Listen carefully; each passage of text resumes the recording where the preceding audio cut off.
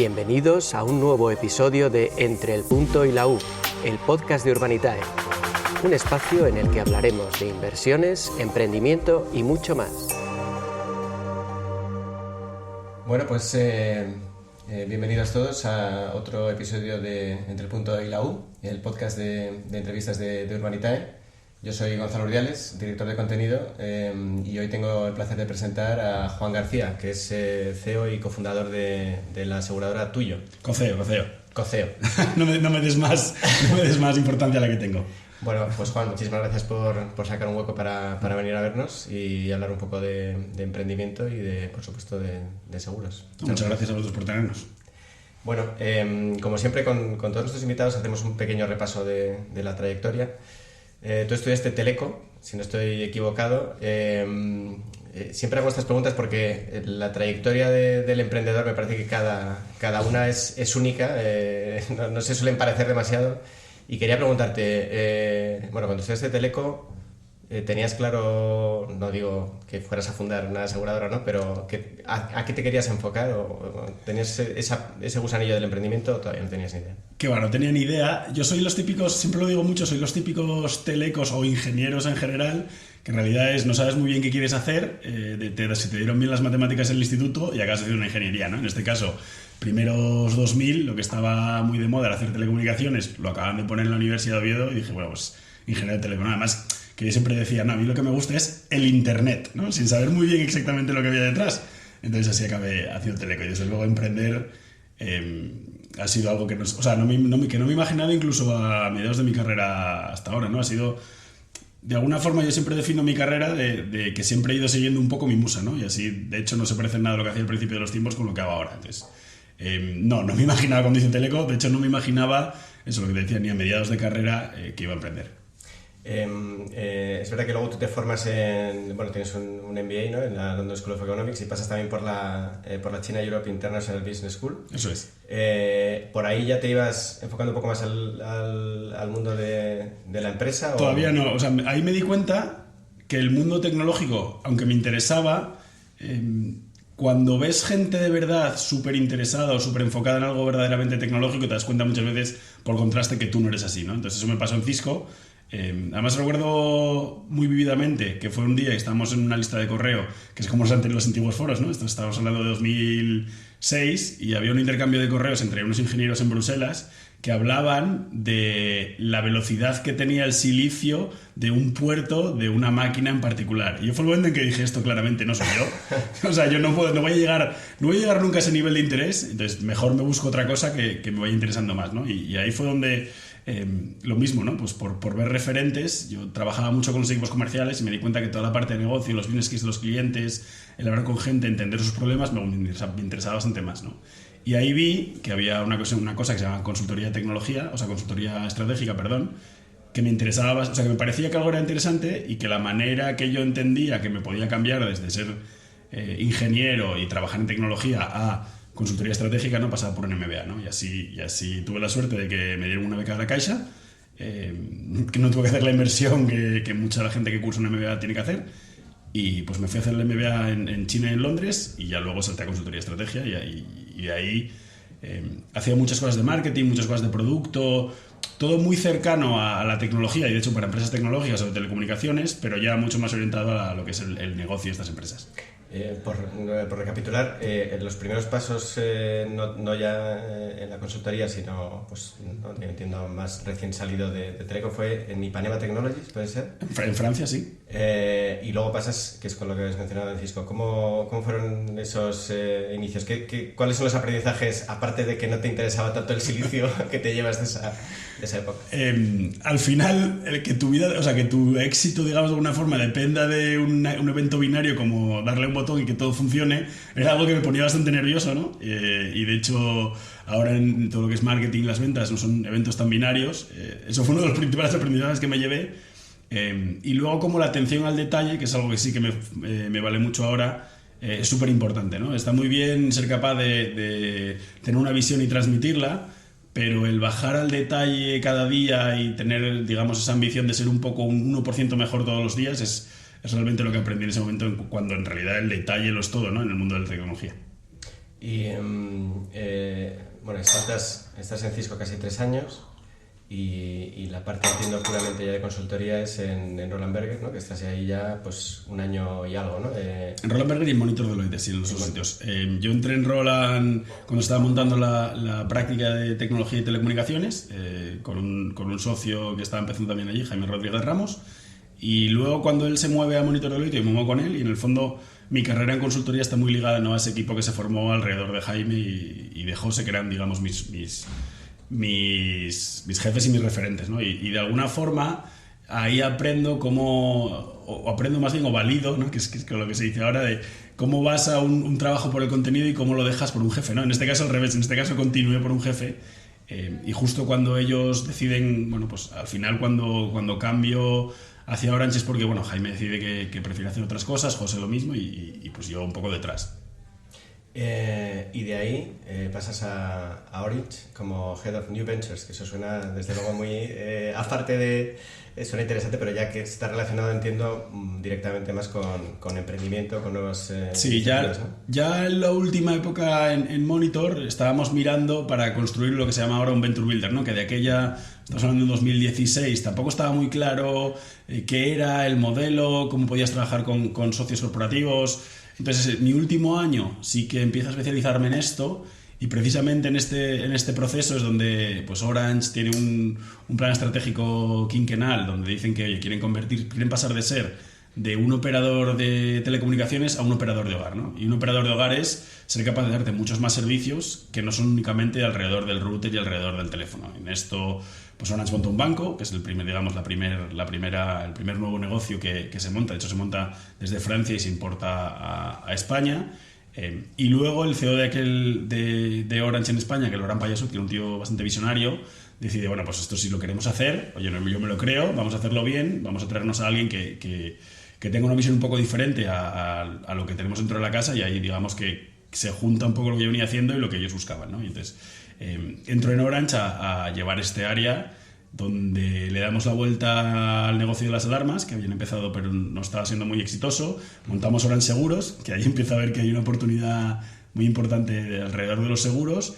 Y lo último que estábamos mirando antes de que yo saliera a emprender era Orange Energía, ¿no? Que de hecho ahora con la integración en Más Orange con Más Móvil se ve que tienen ahí 300.000 clientes, ¿no? Con lo cual de alguna forma valida lo que estábamos mirando en aquel momento, ¿no? Entonces yo llegaba con esta visión más de Venture Builder, de cómo construyes pequeñas células fuera de la nave nodriza, ¿no? Del core que no puedes molestarle ni puedes tampoco distraerle. Entonces, cómo se incuban en el área de nuevos negocios, y luego cuando son suficientemente importantes, pues ya se crea una unidad de negocio independiente, pues con su propia dirección, o te la compras de fuera, o bueno, la manera de montarla pues depende del propio negocio y de las oportunidades que hay en el mercado.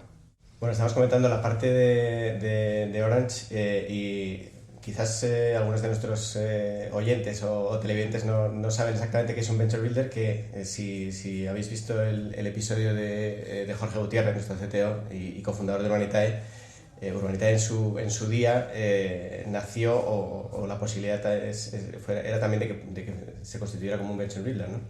Pero al final pues se enfocó claramente al crowdfunding inmobiliario. ¿Nos puede explicar, Juan, exactamente qué es ese concepto de Venture Builder para que quede claro? Porque hay mucha gente que no sepa muy bien en qué consiste.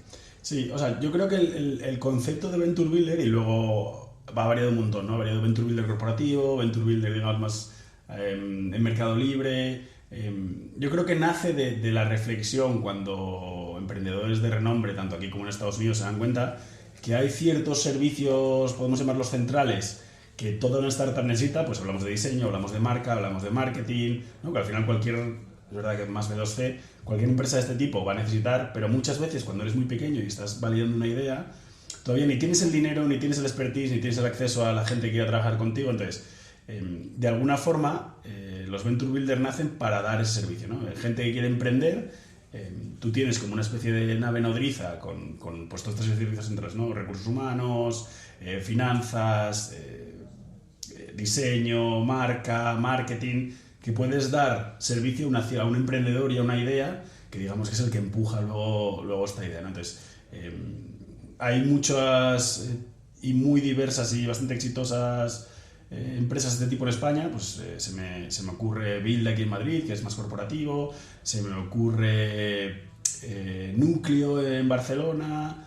Entonces, nacen, es verdad que no son corporativos, son más de lo que decía, ¿no? De empresas en mercado libre, pues de alguna forma crean estas células, estas nuevas empresas, les dan servicio inicialmente a cambio de un porcentaje del equity, invierten en ellas para darle ese primer empujón y de alguna forma posibilitan que emprendedores que de otra forma ni tendrían los contactos, ni tendrían el acceso ni las capacidades para montar ese tipo de empresa, las puedan montar y las puedan montar más rápido, ¿no? Entonces, posibilitan el falla rápido, de alguna forma con menor riesgo, incluso para el emprendedor, ¿no? Porque el emprendedor en muchos casos en estas empresas ni siquiera deja de tener sueldo, ¿no? Como nos pasó a nosotros, que estuvimos casi 1 año y medio sin sueldo. Bueno, todos estos aprendizajes y este expertise entiendo que luego pues los aplicas a tuyo, que es tu iniciativa, ¿no? Ahora tu aventura.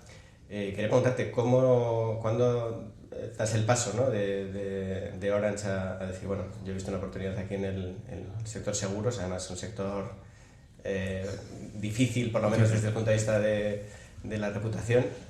¿Cómo surge y cómo os juntáis los 3 fundadores, ¿no? que estáis? Pues yo he llegado a un momento, como hablaba antes, ¿no? Llega un momento que mi camino en Orange, digamos de alguna forma, se agota, porque ya es verdad que con 3 células o 3 nuevas empresas en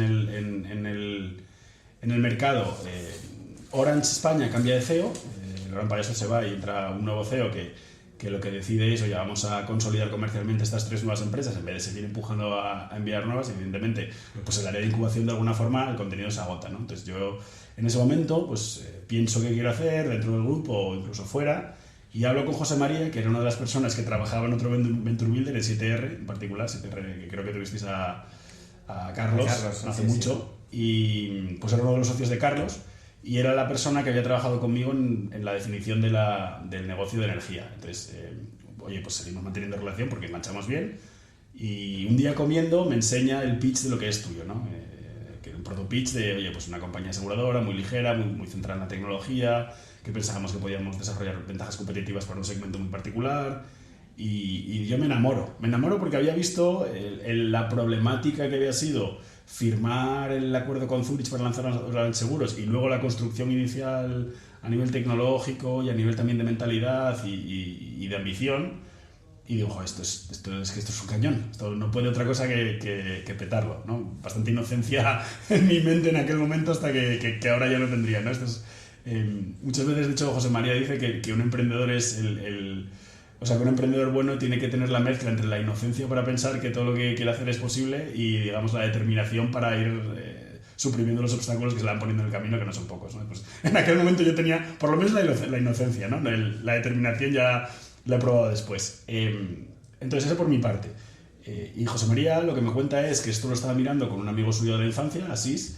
Los dos se habían aproximado al negocio de los seguros de diferentes maneras. José María venía antes de 7R, había estado trabajando en BCG haciendo planes estratégicos para negocio regulado, tanto bancario como asegurador. Había, por ejemplo, hecho cosas en Latinoamérica para Mafre y cosas de estilo, y también sabía, o sea, por la cercanía, aunque no había trabajado en seguros, sí que conocía la problemática y sí que veía que había una oportunidad, ¿no? Y Asís había hecho lo mismo, pero desde el ámbito más tecnológico, ¿no? A pesar de que venía de BVA, donde estaba en la mesa de riesgos exóticos haciendo pues, muchas cosas de datos y modelos avanzados, también hacía en un trabajo anterior había visto todo lo que es la parte de la implementación tecnológica de un core asegurador y todos los problemas que tienen y cómo son cautivos de su legacy tecnológico todas las aseguradoras, ¿no? De alguna forma los 3 venimos con 3 aproximaciones diferentes veníamos al negocio asegurador y los 3 pensábamos que había una oportunidad ahí muy buena, ¿no? Y así, de alguna forma, vimos lo que funcionaba afuera, ¿no? Lemonade fue una gran inspiración para nosotros, Hippo también es una gran inspiración para nosotros, 2 compañías americanas de lo que nosotros llamamos el Insurtech 1.0, que fueron capaces de demostrar que con una experiencia de cliente mejor, pues vas a tener mucho más éxito en el mercado, ¿no? O vas a ser capaz de aumentar market share. Entonces, ahí nos juntamos y yo ese mismo día llamé a mi jefe y le dije, mira, ya he encontrado lo que quiero hacer, me voy a ir, lo siento, no es dentro del grupo Orange, vamos a ver cómo es la mejor manera de que salga, ¿no? Entonces, esto era, yo creo que era diciembre o enero del... No, miento. o no me acuerdo exactamente de las fechas, pero vamos, yo creo que era octubre del 20, más o menos, y luego salgo en mayo del 21, porque bueno, las típicas salidas tienen que pues llevar ruedas, llevan su tiempo, y en octubre del 21, en mayo del 21 me dedico plenamente a Tuyo, y en noviembre por fin conseguimos ir al mercado. En octubre salimos en un soft launch y en noviembre ya lanzamiento oficial y oficioso. ¿Y cómo se monta una compañía de seguros? Porque entiendo que, creo que te he oído hablar en alguna otra entrevista que es un modelo MGA, puede ser, ¿no? Entonces, porque claro, mi duda también está la parte tecnológica, que aquí entiendo que juega un papel absolutamente central, pero claro, una compañía de seguros no es 3 personas en una oficina, entiendo. Entonces, ¿cómo se levanta esa infraestructura? Está claro. De hecho, uno de los temas que a mí me parecía interesante de emprender en seguros es la regulación en sí misma. Si tú consigues emprender y lanzar, luego digamos que frena mucho todo lo que viene por detrás, ¿no? De alguna forma es un moat en sí mismo, ¿no? La dificultad de emprender en seguros. Hay que tenerlo muy claro y no es el sitio más sexy, ¿no? Nosotros siempre decimos que la dificultad es nuestro moat, ¿no? El foso alrededor del castillo. Nosotros somos un MGA, que es una figura regulatoria en la que tienes que firmar un contrato de apoderamiento con una aseguradora y con una reaseguradora, y ese contrato de apoderamiento define, digamos, de alguna forma todo lo que puedes llegar a hacer dentro de la cadena de valor del seguro, ¿no? En nuestro caso tenemos unos acuerdos bastante buenos firmados con Swiss Re, que es la segunda reaseguradora mayor del mundo, y ITQ, que es, digamos, su pata aseguradora de este reaseguro, que lo que hemos negociado con ellos es que nosotros realmente hacemos todo menos el balance, que es lo que ponen ellos, ¿no? El balance y el modelo de inversión que se hace con esas primas posteriormente. Pero nosotros diseñamos el producto, diseñamos la tarifa, operamos todo lo que son los clientes, gestionamos las pólizas, básicamente lo hacemos end-to-end hasta los siniestros, incluyendo los siniestros, ¿no? La gestión y los siniestros y el pago. Entonces, básicamente uno de mis socios dice que somos una aseguradora sintética, aunque el regulador no sé si le gusta mucho esta manera de definirlo porque puede llevar a engaños. Nosotros somos, o un MGA es, por llevarlo a un mundo quizá más conocido, es como un operador móvil virtual, ¿no? Donde el operador móvil virtual hace todo lo que es el negocio, digamos, más comercial, y luego los operadores tradicionales, o los grandes operadores Orange, Vodafone y Telefónica, les ponen la red por debajo, ¿no? Toda la parte de la capa de red. Pues esto sería un poco lo mismo. Nosotros hacemos toda la operación comercial y operativa del negocio, y luego, en este caso, nos pone el balance, ¿no? De alguna manera asegurando que los clientes nunca van a estar descubiertos, ¿no? Porque al final, cuando emprendes en seguros, hay un salto inicial de confianza de, oye, voy a depositar a una gente que no sé quién son, una marca que no conozco y además que no tengo muy claro de quién responden. La realidad es que cualquiera de mis activos más valiosos, ¿no? Mi casa, mi coche, mi vida. Te quiero preguntar porque, aparte del peso de la tecnología, que es evidente, yo creo que muchos de los que nos estarán oyendo, pues, la relación con su compañía de seguros, no digo que sea necesariamente mala, pero también es poco sexy, ¿no? Digamos que parece que lo único que se puede esperar muchas veces, hombre, obviamente que te solucionen, ¿no? el problema, pero en el funcionamiento cotidiano pues es un poco menos que no te suban las tarifas y demás. Entonces, mi primera pregunta quizás es, justamente va por ahí, ¿no? ¿Cómo consigue Tuyo ofrecer un servicio que entiendo que es al menos comparable, si no mejor, ¿no? Que es también de lo que se trata, con un precio sustancialmente menor? Digamos que nosotros, desde el principio, somos los tres, somos ingenieros, entonces somos los tres muy analíticos, y empezamos por la torre de costes de la aseguradora, ¿no? Al final, la prima se compone como de margen, lo primero, ¿no? Como de dos grandes componentes. El expense ratio, o sea, el ratio de costes o ratio de gastos que le asignas de toda la operación a cada cliente, y el ratio sinestral, ¿no? Digamos que de alguna forma el ratio sinestral más ratio de costes más margen es lo que le da prima al cliente, ¿no? Entonces, el primero, el ratio de gastos, es todo lo que, digamos, compone el coste de servir a un cliente. Entonces, tú eso lo atacas de alguna forma, pues con tecnología, pues oye, la inteligencia artificial generativa nos ayuda un montón, que además la inteligencia artificial generativa, que está muy de moda ahora, no voy a venir yo de gran gurú, a nosotros nos gusta mucho porque te permite a la vez bajar el ratio de costes, pero a la vez mejorar la calidad de servicio, ¿no? Y digamos que es la primera tecnología que te permite atacar de alguna manera las dos formas, ¿no? Que hasta ahora las tecnologías o te bajaban el costo o te mejoraban la percepción del cliente. En este caso nos ayuda a las dos, ¿no? Y el ratio siniestral es, digamos, lo que tú prevés que ese cliente te va a costar en siniestros de la bolsa total de siniestros, ¿no? Entonces, nosotros lo miramos diciendo, oye, estas dos cosas son las dos principales que tenemos que empujar para nuestra estrategia. Que nuestra estrategia claramente es el liderazgo en costes, porque nadie se levanta... O sea, sí que pensamos que una marca importante y una diferenciación comercial te puede ayudar, pero la realidad es que los seguros, nadie se levanta pensando en su seguro esta mañana y en plan de, oye, voy a escribir a mi seguro que me encanta, ¿no? Pues como el banco, como tu operador, es el mismo tipo de relación, ¿no? En el fondo es algo que te quieres acordar lo menos posible, pero cuando te acuerdas quieres que funcione bien. Es, digamos, de alguna forma lo que nosotros vemos. Entonces, desde el principio nos orientamos y oye, pues perfecto.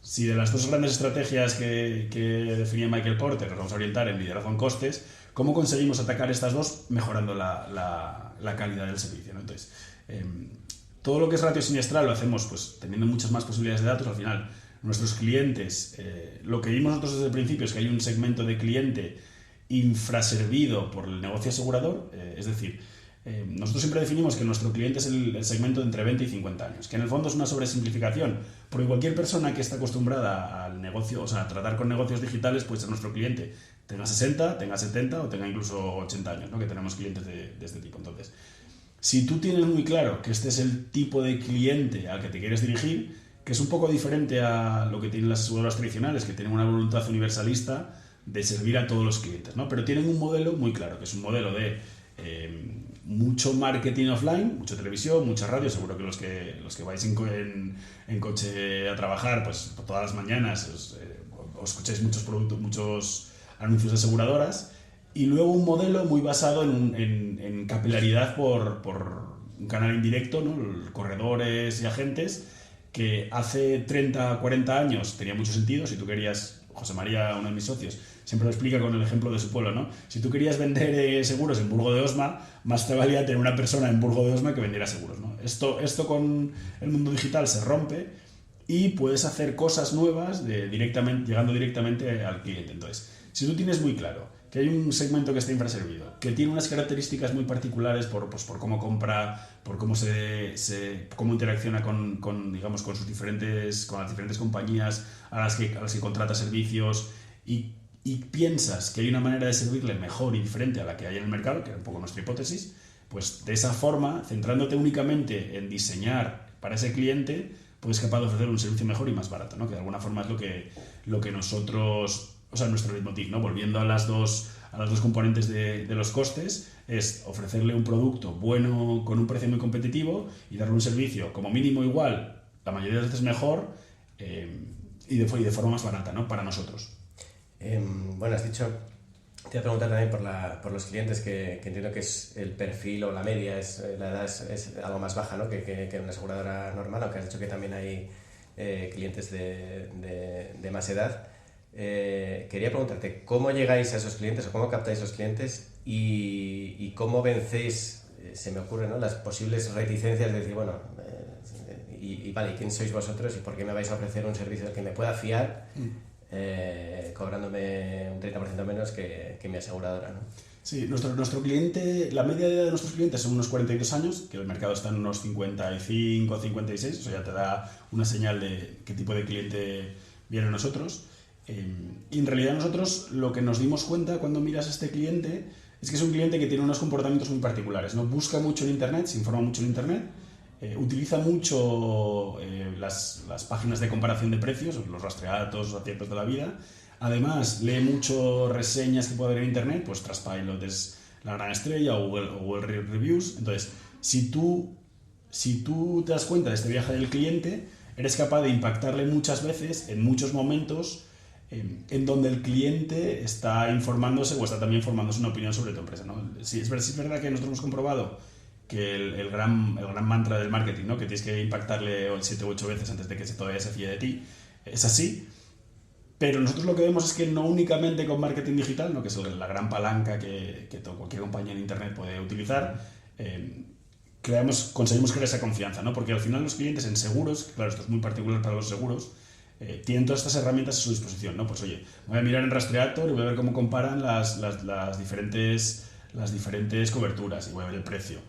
Voy a ver las reseñas, a ver qué dice la gente de esta compañía para cómo es su servicio. Voy a ver en Rankia o en foros. De hecho, últimamente siempre estamos viendo si queremos hacer acciones dentro de Forocoches, ¿no? Que es como la gran espada de Damocles del mundo digital. Muchas veces no sabes si quieres estar en Forocoches o quieres que te ignoren completamente, ¿no? Tanto por la capilaridad que tiene como por el mundo troll también que tiene. Pero de alguna manera todo esto, o sea, el tener claro quién es tu cliente y cómo le vas a servir y cuál es su viaje, hace que le puedas impactar de muchas formas, y no todas son metiendo dinero en Google o en Facebook, ¿no? Que al final es uno de nuestros grandes clientes.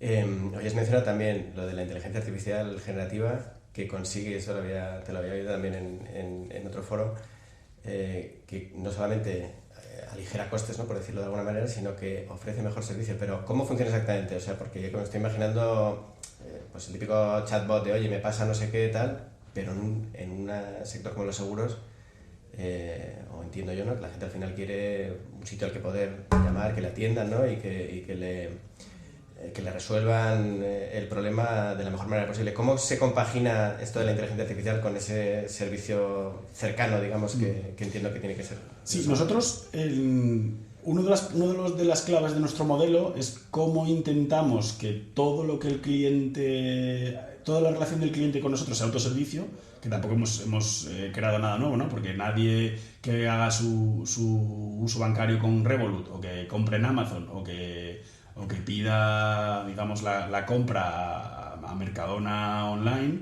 en realidad tienes que hablar con nadie, ¿no? Si pasa algo, sí que puedes llamar, ¿no? Entonces, como tenemos muy claro que este es nuestro cliente y que es un cliente que aunque no forzosamente le gusta más, pero sí que está acostumbrado a comunicación también por texto, nosotros empujamos mucho al que el cliente, que nuestro canal principal es el texto, bien en nuestro live chat en la web, bien en WhatsApp o bien en nuestro live chat en la aplicación, ¿no? Entonces, en cuanto empujas al cliente al texto, ya hay todos los chatbots, sobre todo un chatbot que tenga una reacción rápida, que hable como si fuera de manera muy natural y que además de contenido que tenga sentido para ese cliente, ¿no? Te ayuda un montón, ¿no? De hecho, nosotros en algún lado lo hemos contado, que nos ha sorprendido un montón.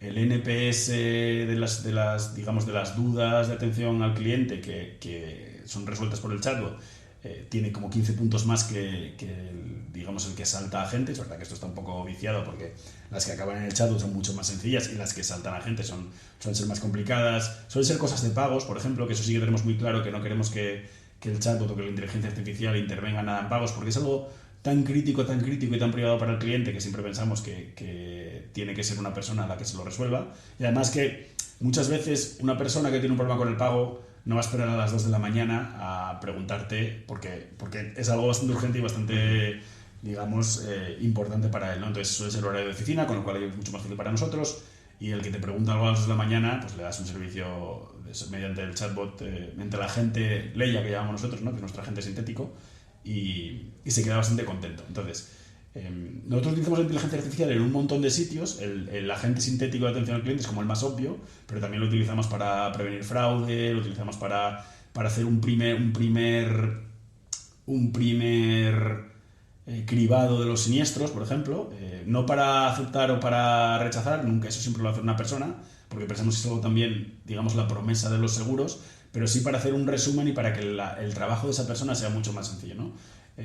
Nosotros, ya te decía, el estar integrados verticalmente desde la venta hasta la gestión de los siniestros hace y ser un modelo muy, muy digital, hace que seamos capaces de atender esos siniestros de manera muy rápida, ¿no? Entonces, por dar unas cifras, el 95% de nuestros clientes ya contrata el seguro sin hablar con nadie, directamente, o bien habla con nuestro chatbot, con Leia, o bien directamente, tal y como con el producto digital, contrata, y ya el 85% de los siniestros nos lo dan por mediante la app. Es verdad que hay un 15% que son urgencias, que va a tener que ser por teléfono, porque no puede ser de otra forma, porque si te está cayendo o estás mojando, ¿no? tu vecino de abajo, no te podemos pedir, y es algo comprensible, que pases por nuestra app, ¿no? Entonces ahí, por ejemplo, sí que el teléfono sigue siendo, para las grandes urgencias, sigue siendo el canal principal, ¿no? Pero para todo lo demás tenemos un proceso bastante bien armado de dar de alta un siniestro, que te preguntamos qué ha pasado, te pedimos que grabes un vídeo como si fuera una videollamada contándonos qué ha pasado y mostrando los daños. Entonces todo eso son piezas de información que le llega al tramitador, que son tramitadores nuestros en plantilla. Creemos mucho en la integración a lo largo de toda la cadena de valor. Entonces, el tramitador, ya cuando le llega un siniestro que se acaba de abrir, tiene muchísima más información que un tramitador de otro tipo de compañía, ¿no? Donde pues le estás llamando, se te pimponea entre tres call centers diferentes, porque el primer nivel de soporte está externalizado, entonces te cogen los datos, luego pasa al cliente, al tramitador interno de la compañía, pero muchas veces está rota la conexión, no le llegan los datos, tiene que volver a preguntártelo todo. Nosotros eso, mediante el modelo basado en la app y los tramitadores internos, lo tenemos ya todo. Entonces, por ejemplo, una manera de que le ayude a la gente es resumiéndole el vídeo y contándole, ¿no? Y viendo las fotos y, oye, dándole una primera opinión del siniestro. Entonces, claro, en el momento en el que al tramitador le llega toda la información de la apertura del siniestro, pues es capaz de ver el resumen, es capaz de ir a ver el vídeo, es capaz de ir a ver las fotos. Entonces digo, oye, pues esto es, oye, hace falta un fontanero, hace falta un pintor, y ya directamente gestiona con nuestra red de reparadores, ¿no? Entonces, todo esto que ha ocurrido, que en una empresa tradicional pues tienes que llamar a un sitio, luego te desvían a otro, te tienen que mandar un perito porque claro, no tienen el vídeo, no han sido capaces de ver los desperfectos que han ocurrido. Todo ese tiempo nosotros en realidad lo hemos comprimido en varias horas, cuando en una compañía tradicional son, pues digamos, varios días, ¿no? Porque, oye, pues entre que das de alta, te mandan el perito para revisarlo, si tienes suerte. Vuelve la información del perito al tramitador interno. El tramitador interno se pone con tu caso, ¿no? Nosotros en realidad todo ese pimponeo y diferentes actores es el cliente mismo mediante su app y nuestro tramitador. Entonces ya directamente, oye, pues mando al reparador en nada, ¿no? Y esto hace que podamos tener la media del sector, creo, la verdad que ahora mismo no me acuerdo exactamente, pero bueno, lo que te puedo decir es que nosotros casi el 70% de los siniestros se arreglan en menos de 30 días, ¿no? Porque tú imagínate un mes con el techo abierto de tu casa, pues eso nosotros conseguimos ahí, la industria creo que están por 30, 20. Entonces, solamente con esto, acortando tiempos en cada paso, luego hay cosas que se pueden complicar, ¿eh? El fontanero pues va a tu casa cuando puede ir a tu casa, ¿no? Hay cosas que no dependen tanto de nosotros, pero todo lo que depende de nosotros en todos los pasos tratamos de acortarlo mediante tecnología y de esa manera pues mejorar la experiencia. Bueno, salís al mercado en 2021 y empezasteis con Hogar, no sé si con algo más. ¿Por qué esa decisión? Porque era quizá más sencillo que... De hecho, Hogar, al revés. Hogar es uno de los productos más complejos por toda la carga operativa que tiene detrás, de coordinación de ramos y mandar gente a tu casa. Pero es un producto que cuando tú miras la característica siniestral, tiene mucha incidencia, es decir, muchos clientes tienen siniestros a lo largo del año, pero son siniestros razonablemente baratos, ¿no? La media de coste de un siniestro de hogar son unos 250 euros y hay muy poco pico de grandes siniestros, ¿no? Oye, si tienes un incendio y tienes que reconstruir una casa, pues puede ser mucho dinero, sobre todo si hay daños en personas, que es donde los costes son mucho y oye, tocamos madera para que no ocurra. Pero lo que tiene son mucha frecuencia, ¿no? Que es como se llama en el sector. Entonces, nosotros nacemos con un moto que es vamos a cambiar el modelo que se hacen las cosas para mejorar. Entonces, la única manera de ir realmente probando como una empresa de software es tener muchos puntos de contacto con muchos clientes. Entonces, de ahí decidirnos por Hogar, ¿no? Entonces, oye, el riesgo de tener un gran siniestro es limitado, no como en auto, que en auto, si ves el perfil siniestral, hay mucho siniestro de frecuencia, ¿no? Te rayan, te pintan el coche, tienes que llamar algo, pero luego hay siniestros de mucha incidencia, ¿no? De mucho pico. Oye, pues por un accidente grave, cuando que tiene que haber rehabilitaciones o similares. No quiero entrar en todo el tema más de daños, pero sí que auto tienes un pico ahí, tienes mucho riesgo de que haya siniestros muy grandes. En hogar ese riesgo es menor, siempre lo hay, pero es menor. Lo que hay es mucho siniestro y mucha capacidad de tocar clientes y mucha capacidad en ese proceso de arreglar problemas de clientes, ir iterando este nuevo modelo muy basado en app, muy basado en autoservicio, de dar los siniestros, ¿no? Y de alguna forma por esto empezamos por Hogar, ¿no? De, oye, si queremos cambiar cómo se hacen los seguros para este segmento de cliente muy digital y queremos hacerlo muy basado en tecnología pues para darles este producto más económico y mejor, la única manera de hacerlo es realmente probando y iterando muy rápido, ¿no? Y el único producto que nosotros vimos que nos ofrecía esto era Hogar. No quería dejar escapar la ocasión de preguntarte también porque, bueno, ya hemos visto, ¿no? Tuyo digamos que revoluciona un poco, por lo menos la operativa, ya lo que has contado difiere mucho, ¿no?, de lo que es el estándar, pero quería también preguntarte por el enfoque social, ¿no?, que también está en la base y que quizás es algo que sorprende más. A mí cuando lo vi me llama más la atención, que es ese enfoque social, que bueno, te pido que nos lo expliques porque creo que es bastante interesante. Sí, nosotros desde el principio pensamos que, o sea, los seguros en general, cuando los miras, tienen un enfoque, o nacen con un enfoque social, ¿no? La historia lo que te dice es que los seguros nacen después del gran incendio de Londres, donde, oye, dicen, a ver, aquí como ciudad tenemos que protegernos entre todos de este tipo de catástrofes. Y lo que empieza haciendo la gente es, oye, pues poniendo en una especie de bolsa, ponen todos un poco todos los meses, por si se reproduce una catástrofe de este estilo, poder pagarlo, digamos, entre todos, ¿no? Y no tener que no te lleve a la ruina un evento de este tipo, ¿no? Entonces nosotros, entre eso y, digamos, pues nuestra mentalidad y valores, pensábamos que, oye, pues que recuperar ese instinto de los seguros, pues podría tener sentido, ¿no? Sobre todo en un mundo en el que parece que lo único que hay asociado al mundo de los seguros es malas noticias, usura y denuncias, ¿no? Entonces, desde el principio pensamos que ser B Corp nos podía dar o ayudar en tanto en nuestro desarrollo como compañía, ¿no? En marcarnos unos valores acerca de la ejecución, ¿no? No únicamente en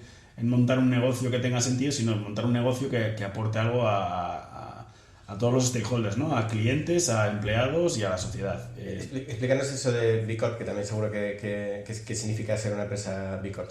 Pues B Corp, digamos que es un sello que una organización sin ánimo de lucro te pone tras pasar un examen, ¿no? De un montón de variables que tienes que cumplir o no, muy alineado pues con esto que decía, ¿no? De que además tu empresa, además de dar un resultado económico, pues de un resultado social tanto para tus empleados como para la sociedad en general y a tus clientes, ¿no? Entonces nosotros pensábamos que guiar nuestra gestión acorde a estos valores de B Corp, ¿no? Que te mira un montón de cosas, te mira impacto ambiental, impacto social, impacto de igualdad, ¿no? Y un montón de... La verdad que es un examen bastante exhaustivo que además pasas todos los años para ver cómo vas cumpliendo contra tu hoja de ruta.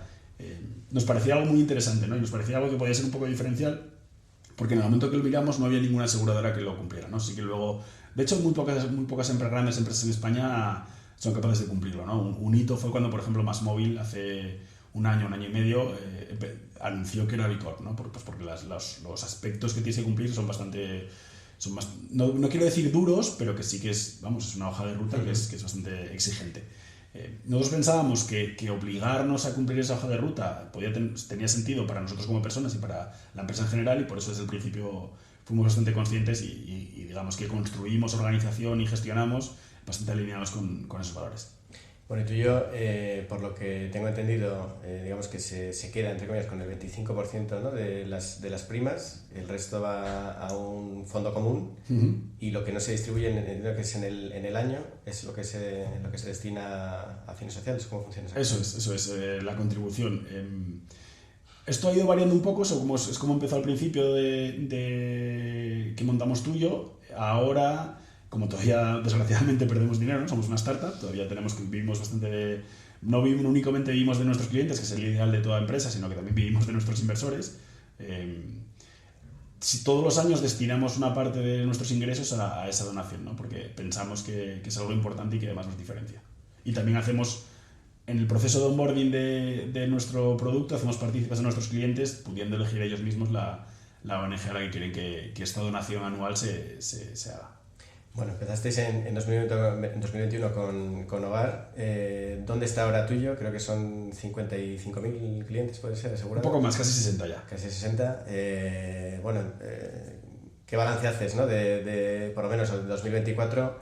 ¿Y qué objetivos tenéis para 2025 en ampliación de coberturas y de captación de clientes? Sí, lo que empezó siendo un proyecto muy de hogar, ahora este año es el que hemos ido mutando la visión, ¿no? Y ahora lo que decimos es que somos una empresa tecnológica que queremos cubrir todas las necesidades aseguradoras básicas de nuestros clientes de manera más sencilla, transparente y justa, ¿no? Que es un poco las tres grandes palabras, digamos, los tres grandes ítems que modulan nuestra visión y que nos ayudan a avanzar y a tomar decisiones. Básicas es importante, bueno, el primero es tecnología por todo el modelo autoservicio y el tipo de cliente al que nos dirigimos. Básicas es porque sí que queremos ampliar y ya hemos ampliado nuestra parrilla, nuestro portfolio de producto. Empezamos con hogar y este año hemos lanzado vida y mascotas, y en la primera parte del primer trimestre del año que viene lanzaremos auto.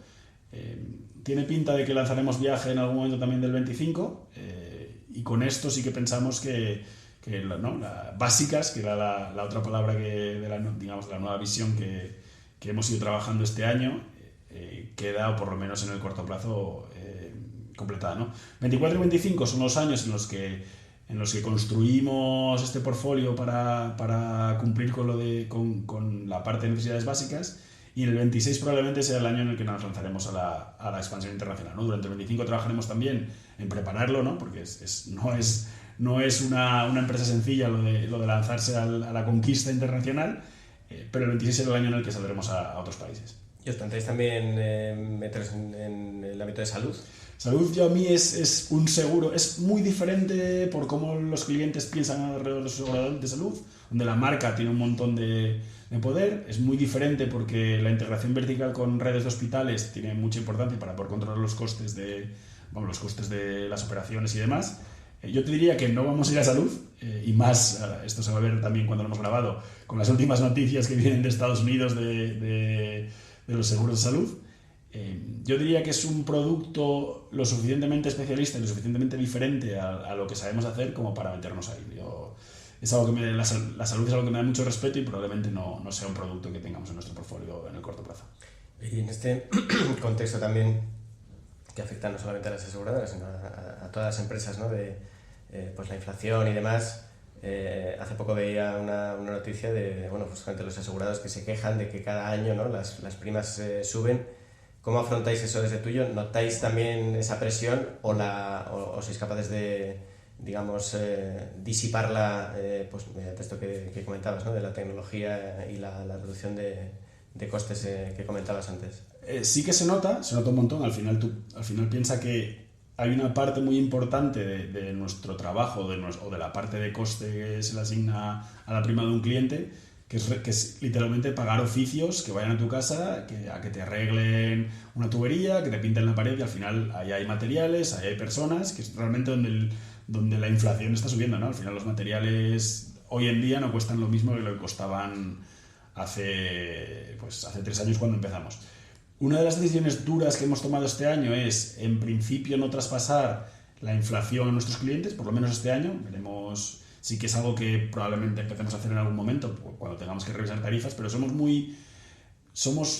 nos preocupa mucho el tomar la decisión sencilla de, oye, pues esto ha subido, se lo traspasamos al cliente, ¿no? Mientras seamos capaces de mantener un margen aceptable, porque al final el ratio siniestral, que es donde aplica esta parte de la inflación, donde más afecta, esta parte de la inflación, mientras seamos capaces de tener un ratio siniestral contenido, vamos a intentar subir precios únicamente cuando tenga sentido. Por ejemplo, en este año sí que por ejemplo hemos cambiado una parte de la tarifa en general, y hay una parte de la tarifa de cuando empezamos que nos dimos cuenta que no estaba bien ajustada, y hay una parte de los clientes que sí que van a sufrir una subida, y además no una subida pequeña, pero no es por la inflación, es porque hemos cambiado la tarifa, ¿no? Entonces, eso pues sí que es algo doloroso y sí que tenemos que hacerlo en las renovaciones, pero la típica subida de este año te subimos un 5, un 10%, porque sí, tratamos de evitarlo bastante, ¿no? Y creemos que es una gran fuente de insatisfacción para los clientes el subidas sin una justificación aparente. Entonces tratamos de evitarlas, y este año por lo menos hemos decidido que la inflación no va a ser una palanca para subir los precios. Sin una justificación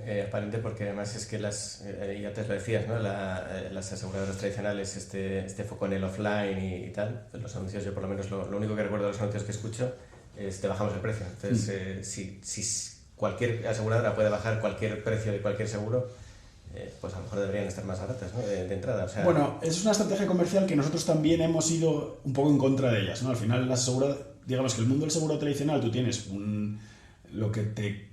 tu modelo de precio te dice que debería pagar un cliente, y muchas de ellas lo que hacen es, oye, el primer año te hago un 20% de descuento y lo voy recuperando paulatinamente durante los primeros años de tu vida, ¿no? Que hay gente que se cae, y hay, pues por eso hay una serie de efecto de churn, de efecto de lavadora dentro del mercado, pero luego hay otros clientes que, pues la prima de pereza, que dice así es uno de mis socios, o porque no se da cuenta, que también es otra, o porque el seguro no es algo que a menos que lo utilices te sueles acordar de ello, pues te lo van subiendo, ¿no? E incluso en el año 4, pues es casi por encima del precio, digamos, de lista que deberías tener como cliente, ¿no? Nosotros lo que decimos es, nosotros no vamos a hacer eso, no hacemos ofertas, no hacemos descuentos comerciales. Nosotros, como cliente tiene un precio y ese cliente va a tener el mismo precio, sea nuevo cliente o sea un cliente de cartera. Entonces, si yo subo mis precios a mis clientes de cartera, ¿no? por el IPC, por ejemplo, no es que a ese cliente que ya está conmigo le esté subiendo el precio pues porque le he hecho un descuento comercial y ahora le estoy llevando hacia la tarifa, hacia lo que decía la tarifa que debería tener, sino que es porque mi tarifa ha subido. Entonces, ese cliente va a tener conmigo el mismo precio, sea un nuevo cliente o sea un cliente de cartera. No aprovechamos que ya estás en mi cartera para subir los precios, ¿no? Que es, digamos, una estrategia de pricing que pueden tener otras compañías que nosotros no tenemos. Nosotros nos inspiramos mucho en, por ejemplo, Walmart, que a pesar de que no tenga muy buena prensa, sí que tiene una estrategia de pricing de, oye, nosotros son precios contenido, lo que dicen son precios contenidos siempre. Nosotros de alguna forma queremos ir a eso, ¿no? Queremos romper con este duelo de promociones o que hay bastante en la empresa de los seguros, en la industria de los seguros, y centrarnos mucho en, oye, nosotros te vamos a dar el mejor precio siempre que podamos, y si tenemos que subir el precio, se lo subiremos a todos, no solo a ti.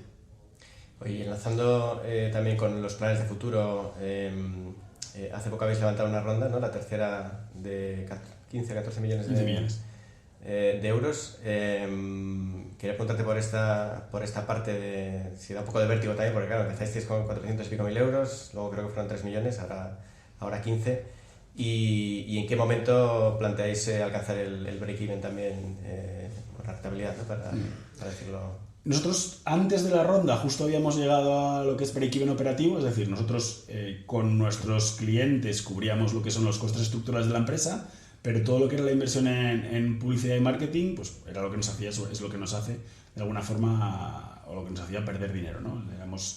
Si hubiéramos dejado de invertir en crecer, éramos capaces de mantener la empresa tal y como estábamos.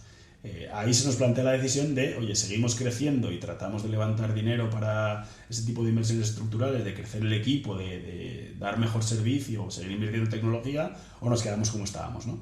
Nosotros decidimos apostar pues, por tú y por nosotros, levantar una nueva ronda, que invertimos sobre todo en el crecimiento del equipo tecnológico, crecimiento del equipo de operaciones para dar un mejor servicio, ¿no? Y luego hay una parte de eso, que es la parte que levantamos con BlackRock, que es deuda, que es para invertir en crecimiento, ¿no? Para invertir en marketing y en publicidad.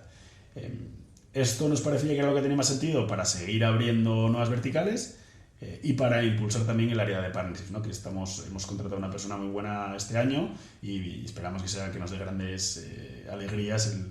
Bueno, ya nos está dando grandes alegrías y nos dé más todavía en el 25, ¿no? Entonces, ¿da vértigo? Sí, da vértigo, porque una de las cosas que pasa en las startups, que son un poco diferentes al empleo corporativo, digamos, tradicional, es que todo el mundo dentro de la empresa se tiene que reinventar cada 18 meses, ¿no? Al final, los problemas que teníamos cuando éramos 3 y estábamos en el garaje de Asís no son los mismos que teníamos cuando éramos 10 o 15 que levantamos la anterior ronda, que no son los mismos que es cuando somos 40 o 50 que hemos levantado esta, ¿no?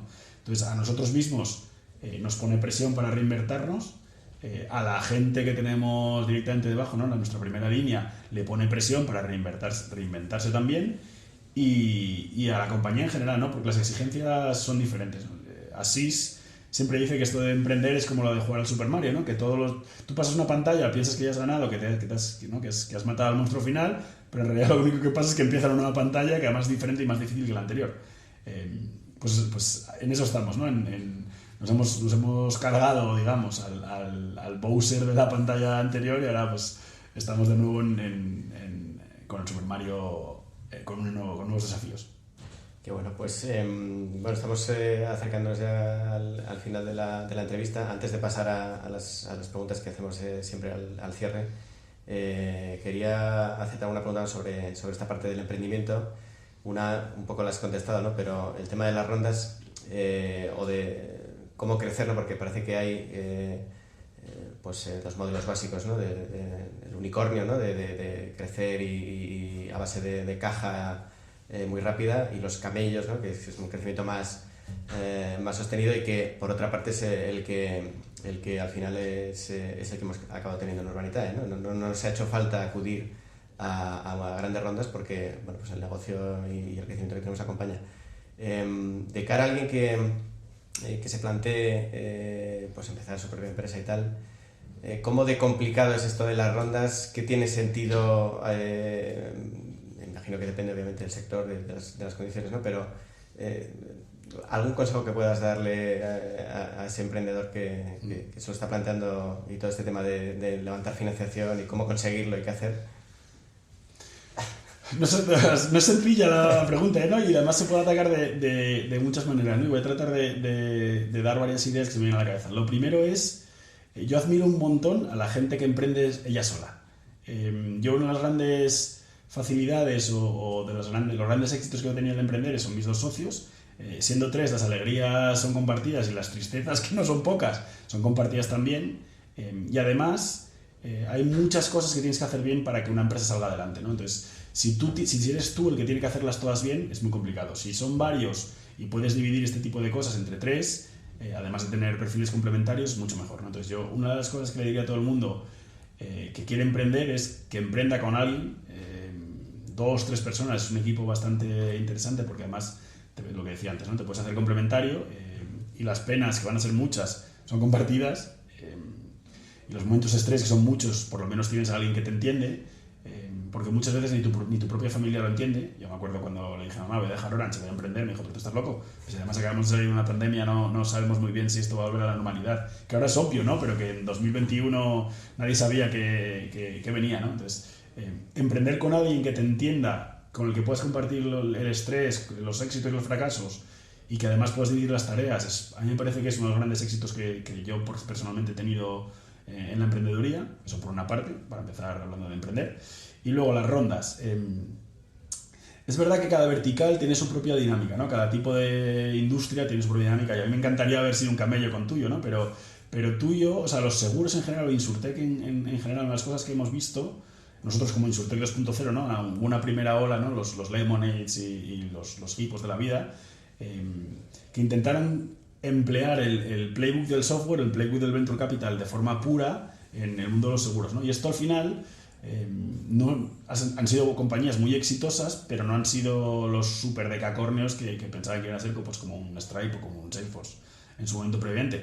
Porque las dinámicas aseguradoras son muy diferentes que las dinámicas del software, ¿no? No es un mercado de winner takes all, no hay first mover advantages, no hay efectos de red, ¿no? Todas estas cosas que sí que existen en el software y que hace que tengas que crecer a toda costa, y además crecer muy rápido, porque si no lo haces tú, lo va a hacer otro.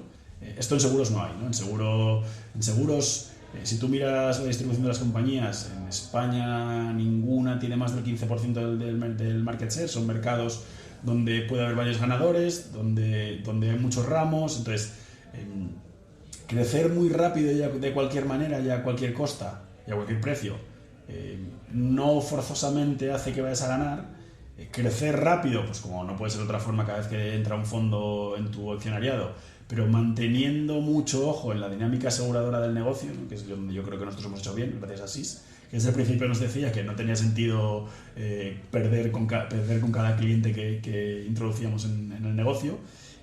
Es muy importante, ¿no? Entonces, nosotros hemos tenido la virtud de ser capaces de crecer razonablemente rápido, y la dificultad de hacer entender a nuestros inversores que sí que vamos a crecer rápido, sí que vamos a montar un negocio grande, pero nunca vamos a crecer tan rápido como un software, porque es que somos otro tipo de negocio y la dinámica que tiene el negocio es diferente, ¿no? Y también la dinámica de cambio de clientes en el mercado es la que es. Entonces, hay una serie de dinámicas que tienes que hacer entender a los fondos y que te tomen con seriedad para que invierten en ti, ¿no? Entonces, muchas veces no forzosamente trasladar una lógica de software o de venture capital puro a un negocio que no lo es exitoso, ¿no? Y hablando del negocio del real estate, pues WeWork, por ejemplo, es el gran ejemplo, ¿no? Que decimos, no, nosotros vamos a crecer como una empresa de software, y ya, pero es una empresa de oficinas, ¿no? Por mucho que flexibilices y que lo des as a service, ¿no? Sigue siendo una empresa de oficinas. Entonces, en los finales del 2010 lo que se vio fue ese aprendizaje, y nosotros hemos venido justo después para pues, aplicar ese tipo de aprendizajes al mundo de los seguros, ¿no? O al mundo de levantar.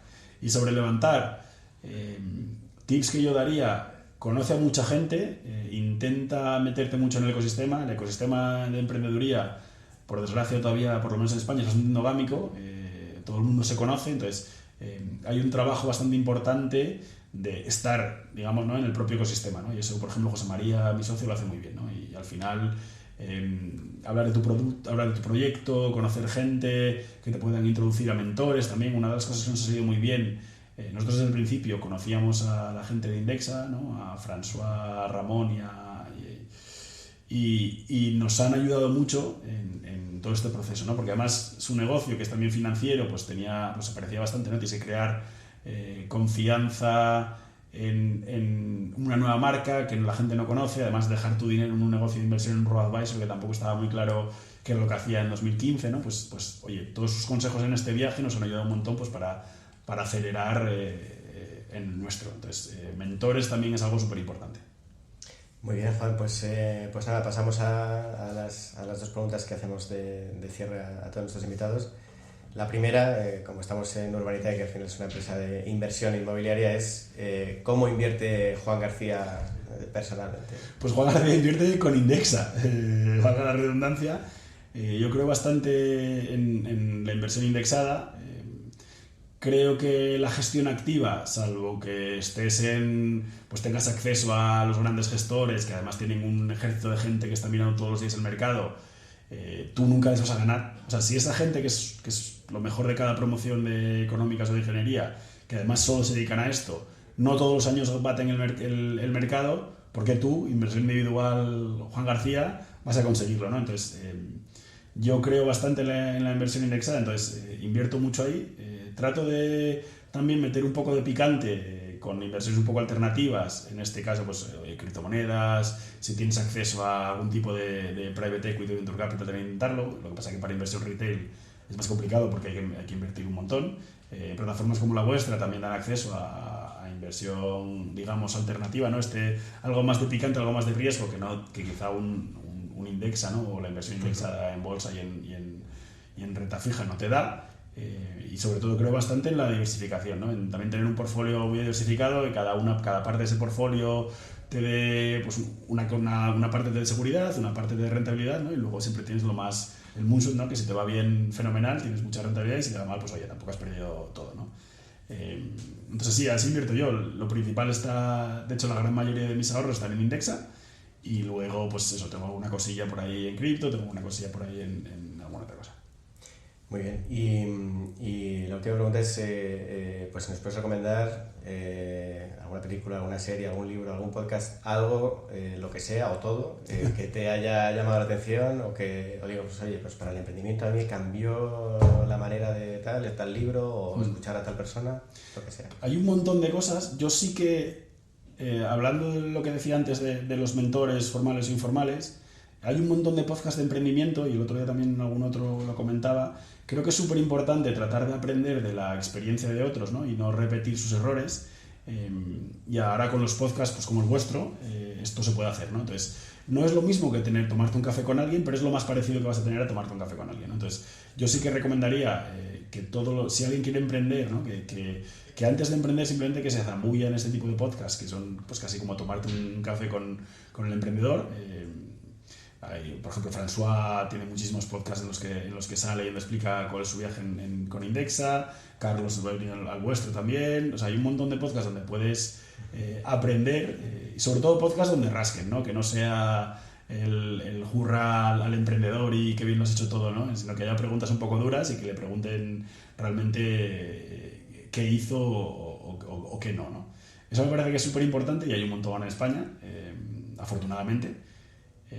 Libros hay un montón. Hay uno que se llama Venture Deals, que yo lo leí en su momento, que para cualquier emprendedor entender las dinámicas de cómo te van a invertir un inversor es importante. Y oye, qué es un pacto de socios, qué te van a pedir, qué es la liquidación preferente, qué es la antidilución, ¿no?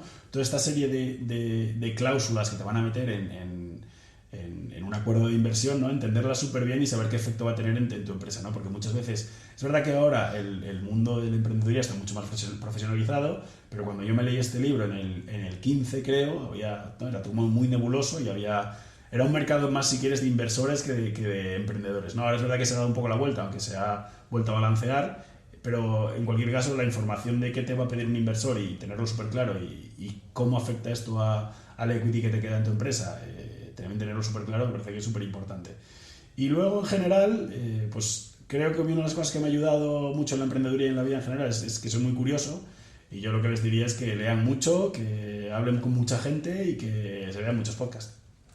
Pues Juan, muchísimas gracias por este rato. Seguro que de aquí también esos emprendedores potenciales pueden sacar muchos consejos, muchas lecciones.